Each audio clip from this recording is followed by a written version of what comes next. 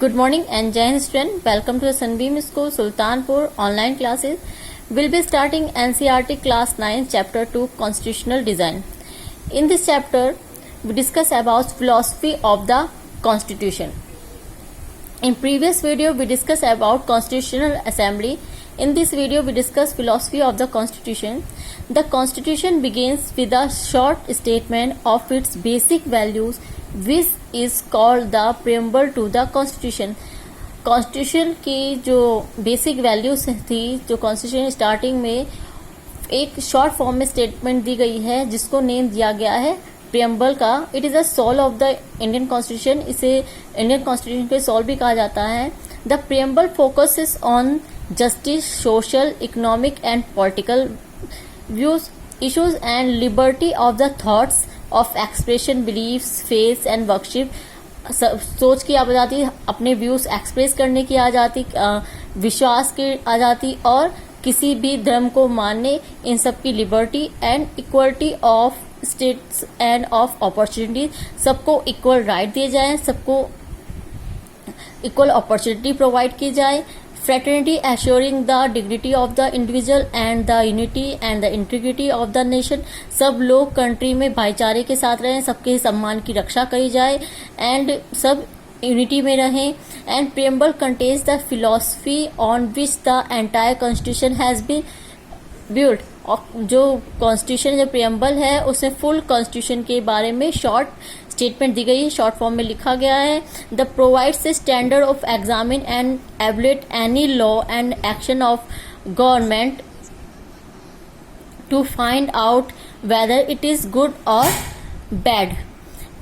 It's provides a standard to examine and evaluate any action of government to find out whether it is good और bad. और कहीं ना कहीं जो preamble है वो गवर्नमेंट द्वारा लिए गए जो लॉज हैं, जो व्यूज हैं, अगर कहीं वो अच्छे हैं या बुरे हैं, उनको कहीं ना कहीं एवलेट करता है.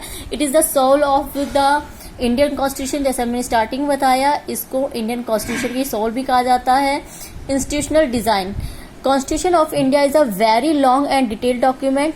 Those who crafted the Indian Constitution felt that it has to be in accordance with people aspiration and changes in society. जो हमारा कॉन्स्टिट्यूशन जो है काफी रिटन कॉन्स्टिट्यूशन है, इसमें काफी डिटेल में लिखा गया है. यानी जितने भी जो आर्टिकल बताए गए हैं उनका सोल्यूशन, उनके बारे में जितने भी आर्टिकल, जितनी भी धारा है, उनके बारे में, क्लॉज के बारे में बिल्कुल डिटेल में रखा गया है. Those who crafted the Indian constitution felt that it has to be in accordance with people aspiration and change in society. और जब इंडियन कॉन्स्टिट्यूशन या कॉन्स्टिट्यूशन असेंबली के जो मेंबर थे, जब इसे बना रहे थे, वो कहीं ना कहीं ये इस ध्यान में रखे बना रहे थे कि लोगों की जो विश्वास है, लोगों की जो भावनाएं हैं, जो उनके ड्रीम्स हैं, उनको कंप्लीट कर सके एंड सोसाइटी में चेंज ला सके. So they made provision to incorporate changes are called constitutional amendment. और जैसे ही सर्कमस्टेंसेस चेंज हो और फ्यूचर में कॉन्स्टिट्यूशन में अमेंडमेंट भी किया जा सकता है. इसी रीजन से हमारा जो कॉन्स्टिट्यूशन है उसको रिजिड एंड फ्लेक्सिबल कहा गया है. बिकॉज हमारे कॉन्स्टिट्यूशन में इजिली अमेंडमेंट नहीं हो सकता है, चेंज नहीं हो सकता है. और अगर इन फ्यूचर अगर इसमें चेंज करना है तो दोनों ही हाउसेस के मेंबर्स की 2/3 मेजोरिटी में वोटिंग करके इसको चेंज किया, अमेंडमेंट किया जा सकता है. Constitution lay down a procedure for choosing person to govern the country.